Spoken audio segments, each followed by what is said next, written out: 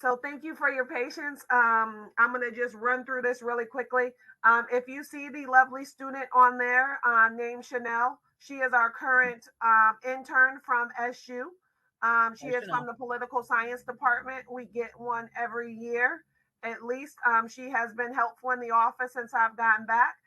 Thank her for your lovely binders being put together so quickly. She assisted with regard to that and is doing some research for us every time she comes into the office. So welcome. Thank you so much, Chanel, Yes, so thank you, far. Chanel. Chanel is from Chicago.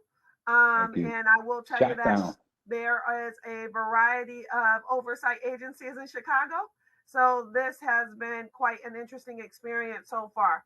Before she leaves for the semester, we'll have her provide us with a report like we do everyone else, a 10-page report as to what she's done, and that will be circulated with the board. I don't want to put her on the spot tonight and ask her to speak, so I just wanted you guys to know that. So move forward so we can get Regina on and off. There's the virtual training sessions for video evidence training symposium coming up. It is from 12 to 3:30. The dates of the 28th through the 31st of March. The amount is $245. This allows us to gather more information about the importance of video evidence as we are investigating cases. It does teach us other ways of using different technology when we, are able to purchase that technology with our budget.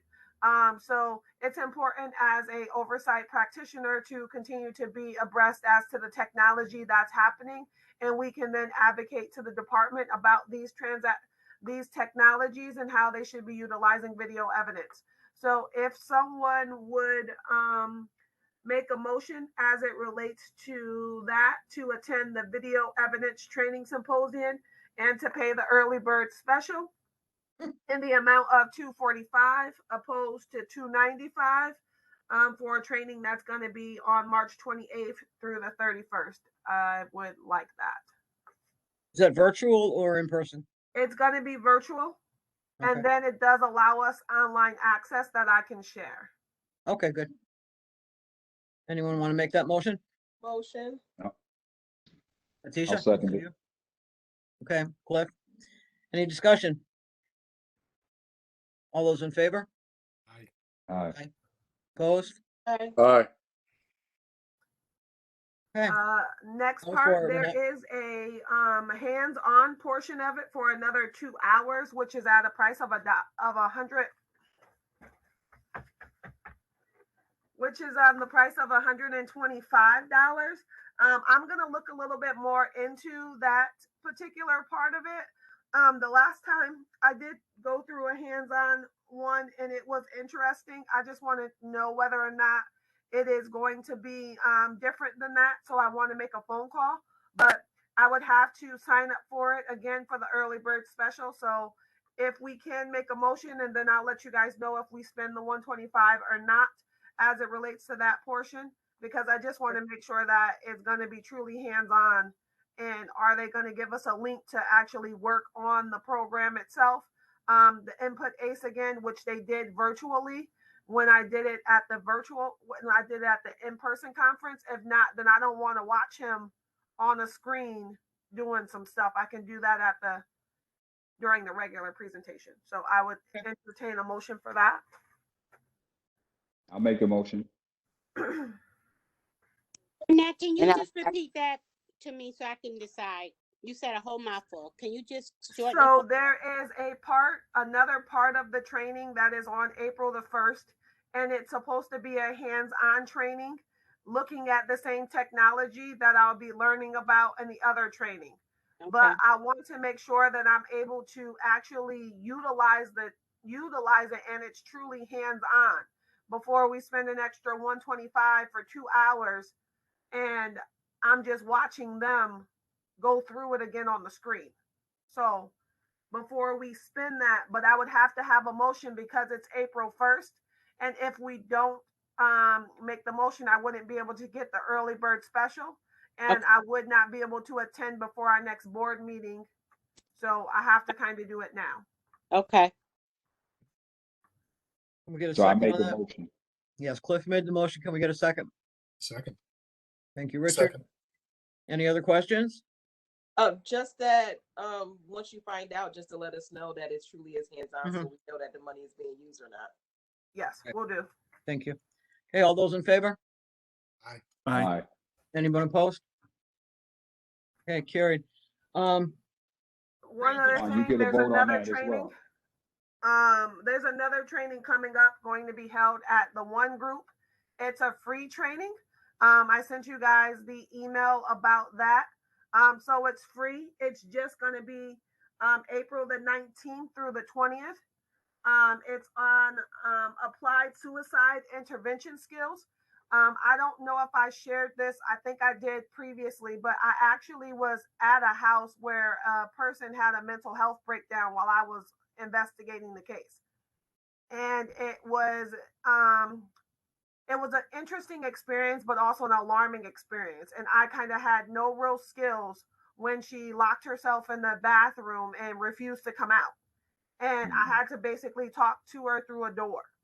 And so it was very disheartening that I didn't really, and scary because I wasn't sure what was going to happen. Like once I left the house, but clearly I wasn't going to stay there and speak to the person through the door.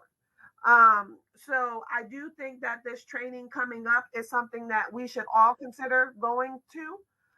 It is free. There is a link in the flyer that I sent you guys to try to attend. And if it doesn't work, let me know. But it's going to be April the 19th through the 20th, and the hours are from 8:30 to 4:30. So I would be out of the office all day. And so that's why I'm bringing it to the board's attention, because I would be out all day for that training. So, but it is free and it doesn't cost us anything. So Yeah, that sounds good. if you can, I think that it would be a good idea to attend. Yeah, I took some mental health first aid training like maybe two years ago through Onondaga County through Willie Elliott.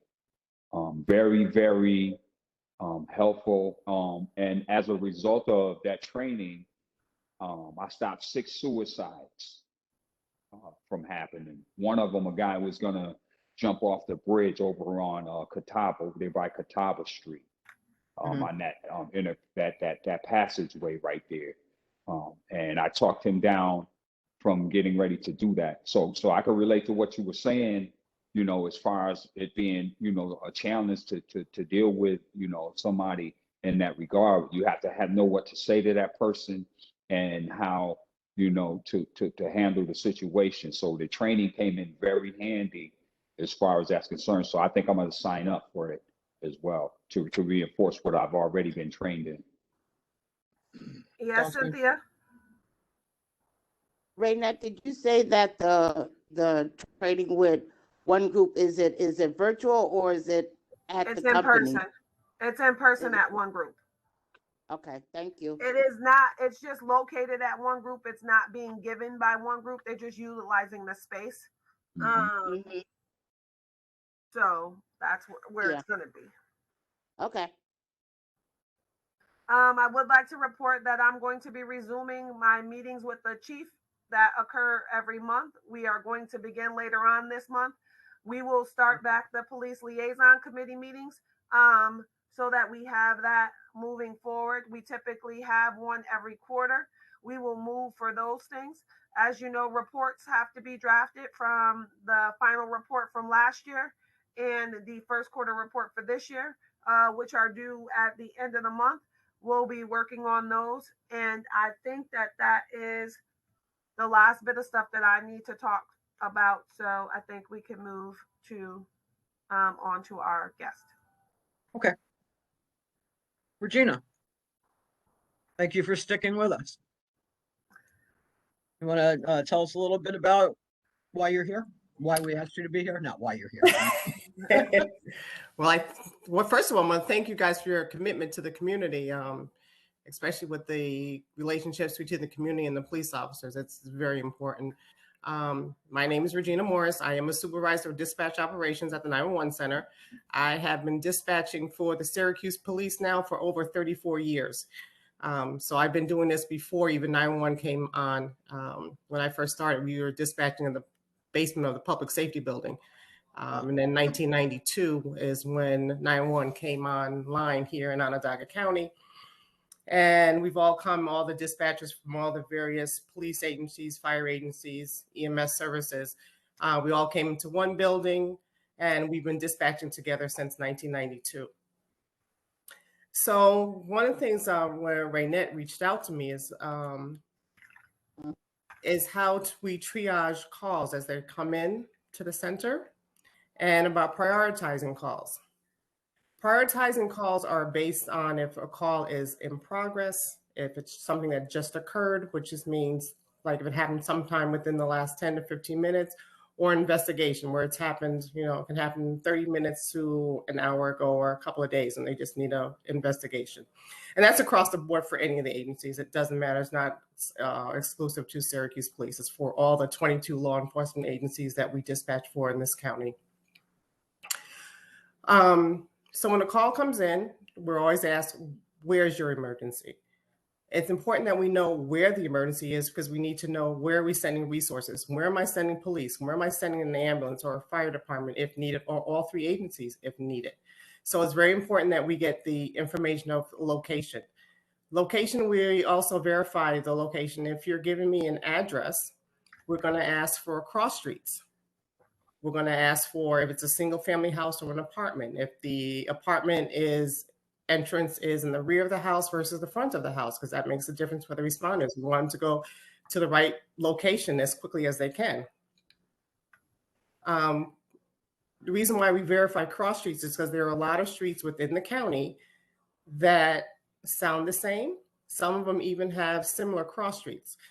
Genesee Street is a big one. Genesee Street crosses both within the city limits and, let's say, DeWitt and Fayetteville. So we have to make sure. I don't want to send the Syracuse police if I'm supposed to be sending Manlius police to a call. That makes a difference. We don't want to waste time and resources, as that can potentially put someone at harm or in danger, and or property, and we don't want that to happen. So we verify cross streets. When you're calling 911, if you're calling from a landline phone, a phone that is plugged into a wall, which not too many people have nowadays, but there are a few that still have them out there. When you call from those phones, we automatically get who the phone is registered to, the address of that person, and who is responsible jurisdictionally for that position, for that location. That means the police, fire, and EMS service, who's responsible. With one click of a button, we are able to transfer that information over into what we call our CAD screen, which is where we put all the text of the call that we're going to load up the call for. We're still going to verify that location because what's coming up on our screen may not necessarily be correct. We are all, it's put in by computer. Someone's putting it down in county planning, but we still want to make sure that that information is correct. Someone may have just moved and the information has not been updated as yet. So we want to make sure that information is correct. And we're still going to ask verify cross streets. If you're in a rural location, naturally, or if you're at an intersection, any intersection, we're still going to make sure that we have the right intersection. Someone who calls, let's say in the city, if they call say they're at Roberts and Calvin, that's can be confusing because if we don't verify that it's Roberts Ave or Roberts Drive off Calvin, we're going to send officers to the wrong side. We're going to either be sending them into the Strathmore area or University area. So we have to make sure that we're sending them to the right area. We're also going to ask for your name. We're going to ask for a callback number, and we're going to ask for what the incident is. And this is where it comes in when I mentioned before, if the call is something that's in progress, just occurred, or an investigation. So let's take, for instance, if we have a domestic call. If we're going to ask if it's a verbal domestic, we're going to see if it's a physical domestic, or it's a domestic with weapons. And any of those calls that are with those three categories, if it's in progress, naturally, that's a priority one. We're going to enter in the information. We're going to get the names of all the parties involved. We're going to get description of all the parties involved. We're going to get if anyone's intoxicated. naturally, if anyone has weapons, that's, it's very important because that determines a mindset or can determine the mindset of a person. Having weapons involved, that's also letting the officers know, hey, we have a potential toxic or a volatile situation going on there. So we want to make sure we get that weapons information. What type of weapon is it? When we mention weapons, it doesn't necessarily always mean a gun. It could be a bat, a stick, an iron, anything that can be used forcefully that could harm somebody can be considered a weapon. So we don't get stuck on just guns. People sometimes just get stuck that it's a gun. Doesn't necessarily have to be that. So once we get that information, well, like I said, we're going to get names of the people that are involved, if you know. We're also going to try to get head and toe description of those parties involved.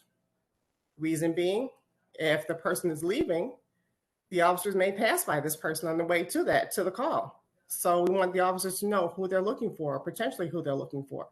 If they left in a car, we want to get the description of that vehicle. Which way did the person leave? Are they left on foot or are they left on car? Which way did they go? Are they heading up? Are they heading, let's say they're on Lafayette. Are they heading towards Salina or are they heading towards Midland? It makes a difference. The officers can come in that way, whichever way they're heading, whether on foot or in a car. Vehicle description, make, model, registration, anything we can get from that. We have the ability from the call taker position to run people's names and registrations. By doing this, we further are giving information to our responders on who's involved and what's involved. We can let them know if these people have any caution indicators, like are they known to be dangerous? Are they known to fight with officers? Are they resistors? So they can get that information. Vehicle registrations, we can tell the officers, hey, this vehicle comes back to so-and-so and the vehicle is shown suspended for a registration or it's a stolen vehicle. That's something else the officers can, more information that the officers have. So the more information they have, the better it is for them to get into, to be appraised of what they're going into. If any of these situations involving injuries, we're gonna, well, for the Pacific call of a domestic, we'll load it as a domestic with injuries. When we do that, police, fire, and EMS are notified all at the same time. It does not matter what agency is going. Everyone's getting the information at the same time. They're getting everything. Whatever the call taker puts in the notes of the call, sent up to dispatch. Dispatch is going to give them all the information that's needed. Once at dispatch, if the officers give the dispatcher additional information, additional names, the different vehicles involved, again, the dispatcher can also run that information as well. So it's not, at no time is at either end, the officers can be well appraised. As long as they give us the information, we're there to support them and give whatever information they need. On this, the other end of this is we're also a support for all of our responders. Let's say there's a car accident. We now have the police officers have taken the report that they need. Fire department has now cleared the scene. They cleared up, let's say it was vehicles on fire. They've now put the fire out from that call. Now we need to have that vehicle towed. So we're also a support service where we will get a tow truck for that vehicle. Or if there were wires down or trees down, we can call the highway department for whatever agency, whatever area, to get that taken care of. So we're working on both ends and trying to alleviate a situation. I think, Raynette, what was some other questions you had for me? Well, it was definitely about some of the priming that you just talked about in terms of the information that you obtain so the officers know what they are responding to right. In terms of weapons and things of that nature. The other part was how the calls are prioritized. So you discussed that. We discussed that. And go ahead. And I think also for you guys, which are investigating specifically the Syracuse Police Department, it's important for you to know that at all times, if a citizen should ask to speak with a supervisor, one, we're going to determine whether or not it's a supervisor at the 911 center because they are not pleased with how we handle the call, or they need to talk to a supervisor for the Syracuse Police. If it's for the Syracuse police, they will be referred to at the lowest level, which is a sergeant. And then it goes up from there. If it gets to the point where they want to speak to a captain, we usually refer them to internal affairs and let internal affairs handle it from there. Typically, once someone talks to a sergeant, they're usually done, at least in my experience, they're usually done. They're usually satisfied with it, or at least appeased, if not totally satisfied. You may not like what you hear, but people may have some more understanding.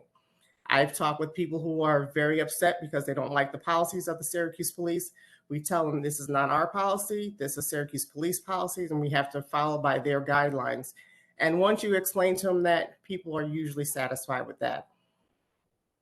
If there is an incident that's taking place on the scene and a citizen does ask for a supervisor, do they have to call 911 to get the supervisor to come to the scene at that point in time, or can they rely? I mean, we try to get them to rely on the department, but I just want to know, should they be calling back 911 to say, hey, I just had an interaction with an officer and I'd like a supervisor? What's the preferred method? Either way is good. If you're calling 911, it just gets it on tape versus them speaking out on the field. So remember, as soon as you call, as soon as we pick up that line, our phone calls are taped. So it might be an option for them. It also will give, if they're calling us, not only the tape, we can also advise them, hey, it may be a little bit because the officers are working on X, Y, and Z, and we can give them an explanation why they have not gotten a call back as immediately as they had thought they would. So that was another way of appeasement. So yes, I would say to call. I would start again with road patrol, let them do it. And if not, I mean, it's no problem for us to take the information and make sure a supervisor gets it.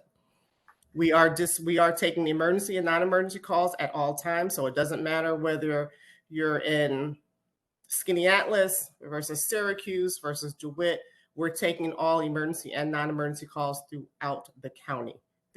So it doesn't matter whether it's medical related, what's police related, fire related. We're taking all the calls throughout the county. It doesn't matter.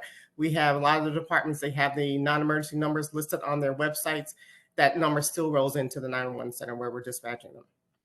Now, as it relates to mental health issues and experiencing people that are having a mental health crisis, is it your department that determines if Liberty Resources is going to be called in, or is that the police department once they are on the scene, or is it a conjunction of the two?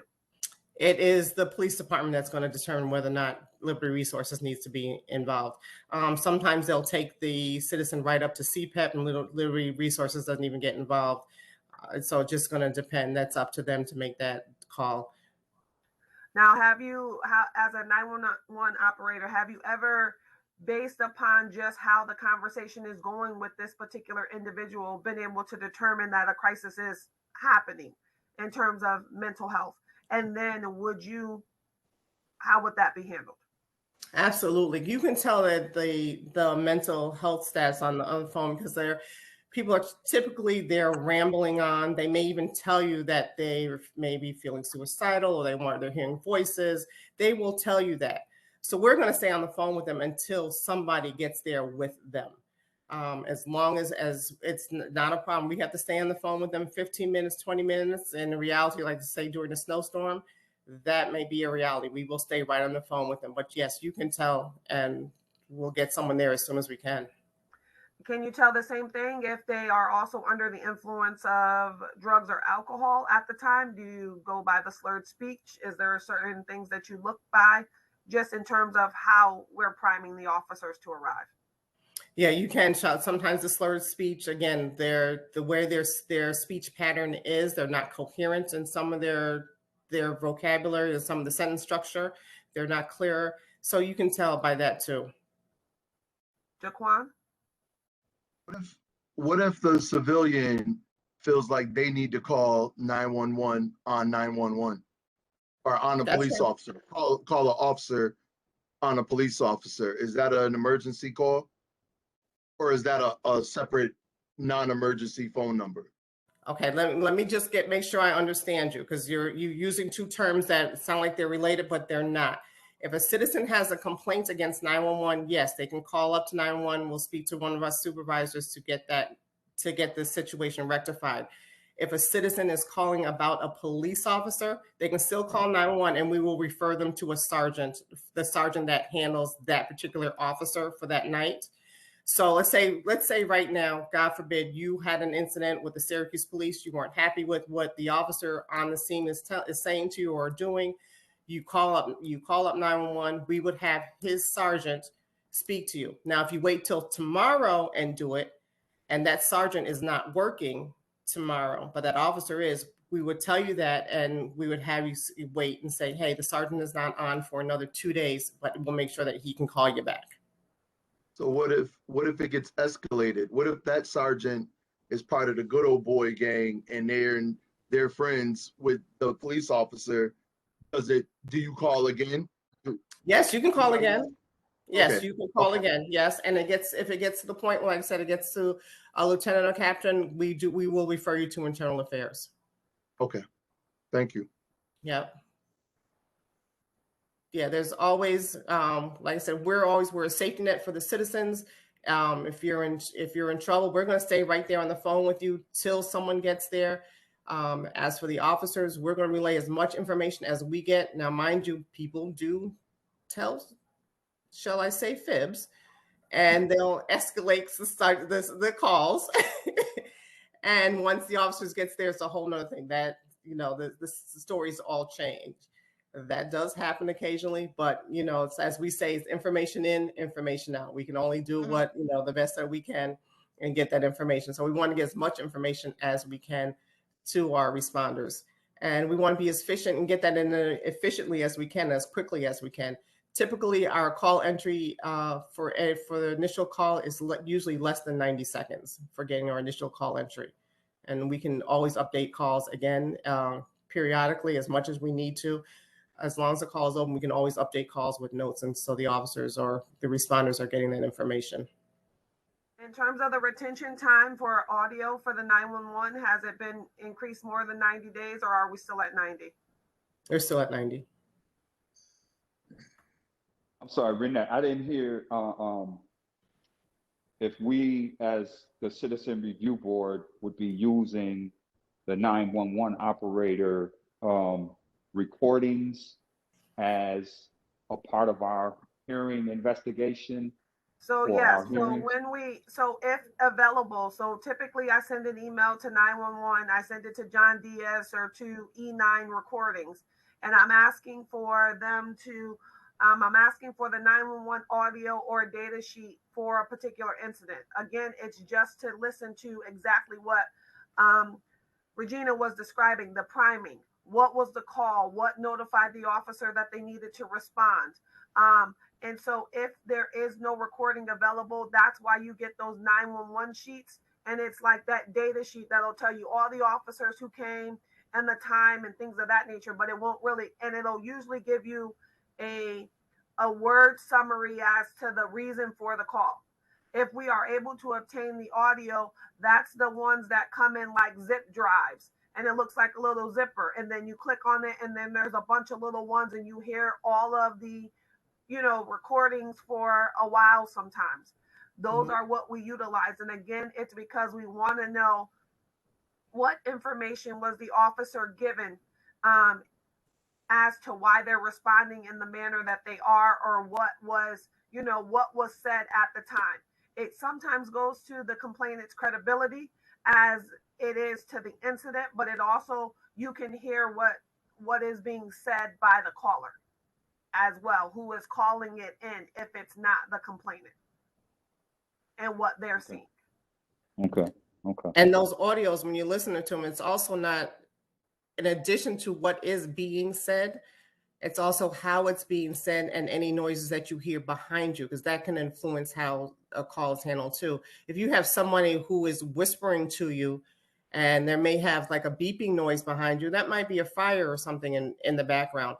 Or if they're scared at the time when they're talking to you because they're maybe having an assailant there in another room or a suspicious person in their house, someone broke into the house. So what is being said, how it's said, and additional noises, background noises, that also influences what happens. And that's also documented in those calls. Lori? No, got mine answered, but May has her hand up. So. Miss Morris, the question that I wanted to ask, I think you may have answered it already, but when 911 call go out, is there a quad of officers that have to respond within a certain amount of time, or is it based on whoever's not busy? How is the call handled? The calls are the officers are assigned certain territories.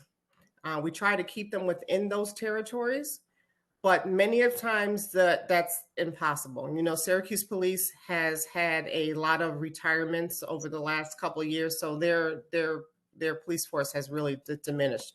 So if I had a call, let's say I have a call in Strathmore, in the Strathmore area, and the call requires 2 officers, and the 2 officers would be anything that's our priority 1 calls. We as dispatchers have to put that call out within 3 minutes and we would send it to the nearest available officers. If my nearest available officer is coming from one from the east side and one from Tip Hill, there's going to be a time delay in getting them there, right? Because they're doing some traveling. If the weather is bad, that's gonna cause a delay. So we can't control how fast they drive. They do have to drive with some caution going through a city. We just don't want them just to be driving, like they're on a speedway. But they do. That may cause a time delay in getting an officer there. There's always the question about officers being in parking lots, just kind of hanging out and things of that nature. Is there ways in which 911 is able to see what officers are in particular locations or that kind of thing? I have to ask because we get it, all the time. I had something going on in my house and there were 3 officers over here just sitting chilling. So what's going on with that? Can I piggyback off of that just so she can answer both questions? The myth about white woman down versus a black man down depends on how quickly they respond. Is that a myth or is that truth? That's a myth. Everyone's life is just as valuable. That's everyone's life. I know there's a lot of Jaquan. I see you perked right up thinking I saw that. No, if someone's life is in danger, we're going to do our best to get them to get wherever help as fast as possible. As for the officers seeing them in parking lots, sometimes with the problem, well, it's not a problem. Yes, we can see where the officers are on our maps. We can see where they are due to GPS. What they're doing a lot of times, they're sometimes writing up more than 1 report at a time. So that's a reality. They are doing more than 1 report at a time. If they're working on, let's say they're working on a shooting case, they got to get those notes in as fast as that, to that report. They have to make that up, get that in there as fast as they can while things are fresh in their head. It's always best if you get, it's always best if you get things written down as fast as you can, typed up. They can type it right up on their MDTs, their mobile terminal, their mobile terminals, and get that report written up as fast as possible. The other thing, especially pre-COVID, because they haven't had it since COVID started, is that there were a lot of times when they were working through grants, special projects that were working through grants, and you only have those officers are only going to anything that was grant related. Like they're only working on, let's say if they were working on gang related stuff or traffic stops, those particular officers are only taking care of that.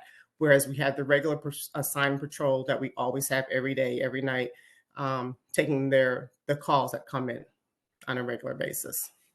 Can you explain the difference between the A watch, B watch, and C watch, and if there is a difference in the number of officers that are on given those particular times, and maybe how that affects?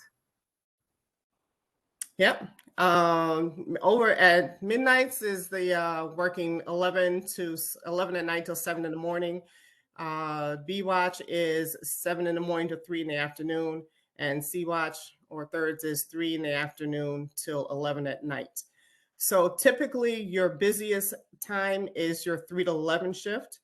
We as 911 personnel, we will take calls in an 8-hour period.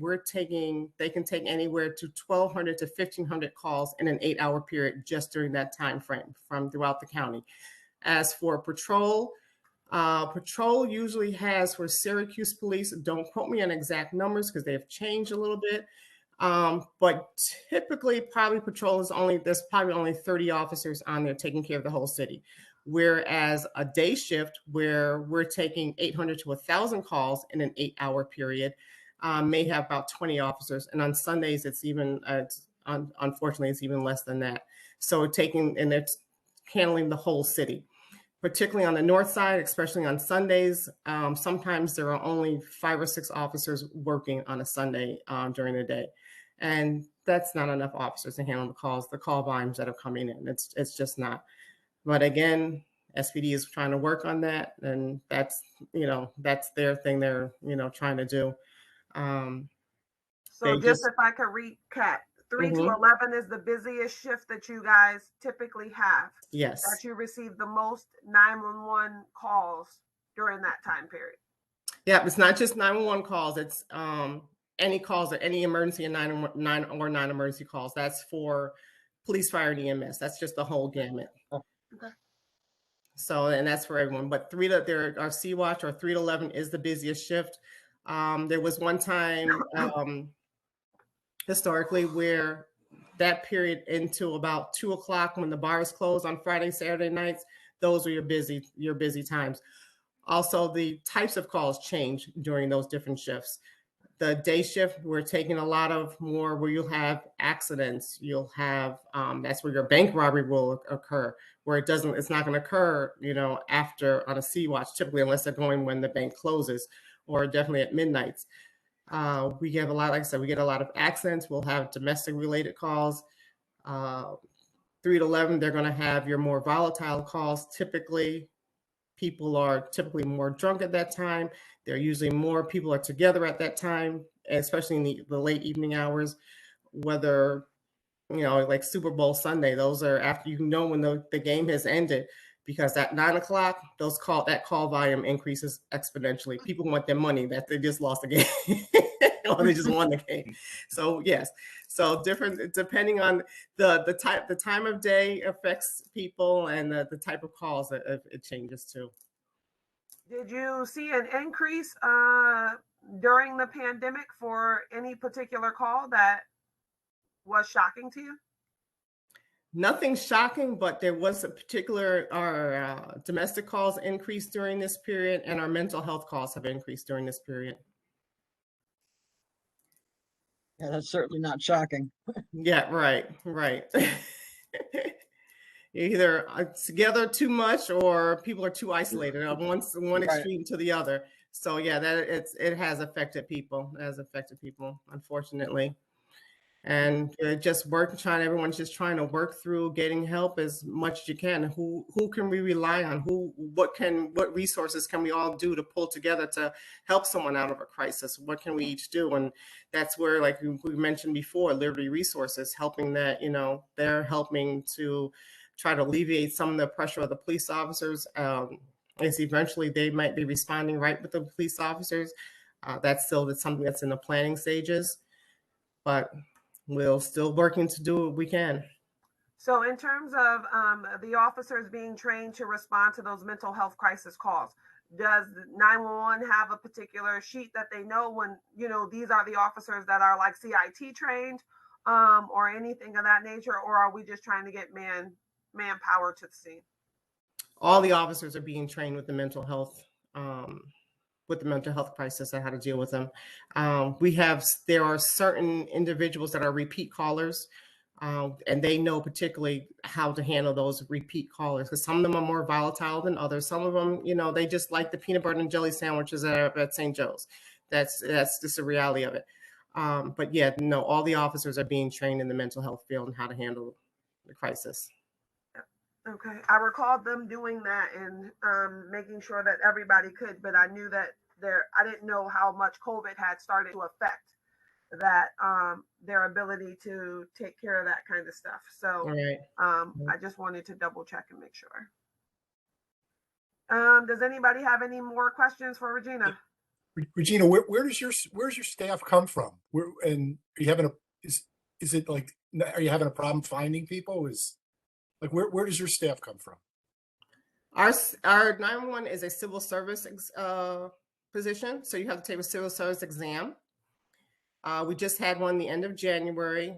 Once the state will usually takes the state about 3 to 6 months to score those exams. Once you get on a list, you're on an eligibility list for 2 years. Once you start getting hired off the list, they start from the top, the top 100, and then work down through the personnel. You'll get canvas letters will be sent out and see if you're still interested. If you are interested, then they'll start setting up interviews. Once you get past the panel interview, then they'll start doing background checks, fingerprint checks, medical history checks. Then you'll be put in, assuming you pass all that, then there is 6 weeks of intense classroom training, and then another 12 weeks of on-the-job training where you're taking live calls from the public, and you'll have a trainer right there to guide you through through those calls. And those are on, as I said, those are 12 weeks, and those are during those 12 weeks, it's 4 weeks on each rotation. So you get a taste of what each shift, the calls that each shift handles.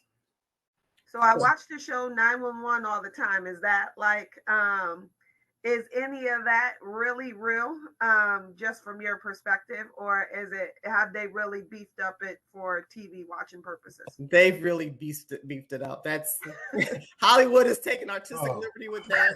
I get that all the time. People would say with that, and also with the movie The Call with Halle Berry several years back. Yeah, those are.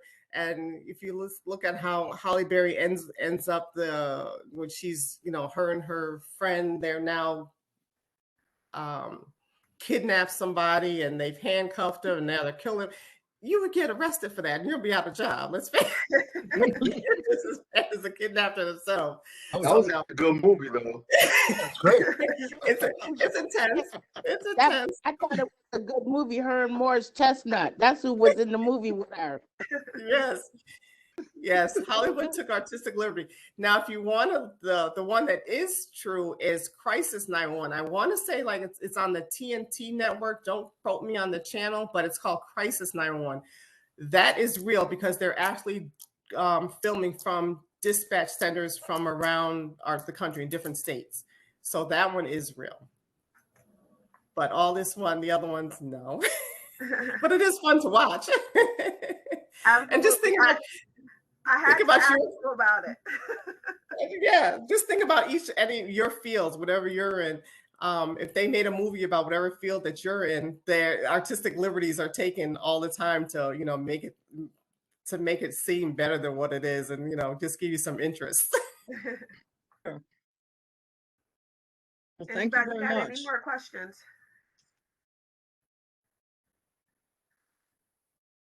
All right, thank you so much, Regina. I think that we have been truly enlightened by your presentation. Thank you so much for sticking with us tonight on a Thursday, on a cold Thursday though. So, but thank you very much, and I'll be in touch about further training that you can provide. But we really appreciate you coming on with us tonight. Thank you. Not a problem. I'm going to leave my contact information in the chat for you guys. It's been a pleasure. Again, if you have any further questions, feel free to reach out to Renette or contact me directly. I'll be more than happy to help you guys in any way, and with any of your other organizations you need me to speak at or try to work with you, I'll be more than happy to do that. Thank you so much. You're welcome. You guys have a great evening. Thank you. You too. Thank you. Bye-bye.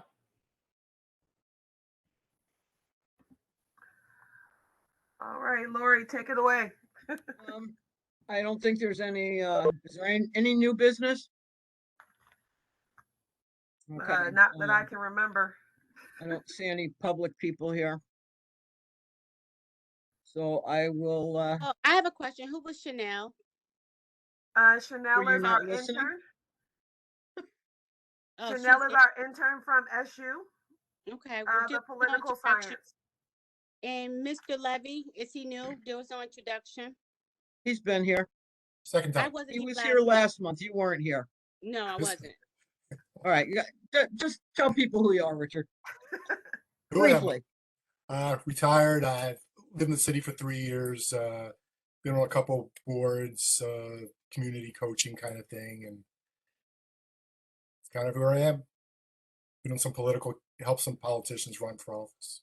So how did you get to the board? Who recommended or appointed? Jen Schultz. I helped her out in her common council race, and she rewarded. It's, Dana's replacement. Yeah, Okay. Welcome. thank you. Okay, that all being said, I would take a motion to go to executive session. So moved. Thank you, Joe. Second. May 2nd. Thank you. All right, I guess you can stop recording now. You have to say all in favor. All in favor? Aye. Aye. Anyone opposed?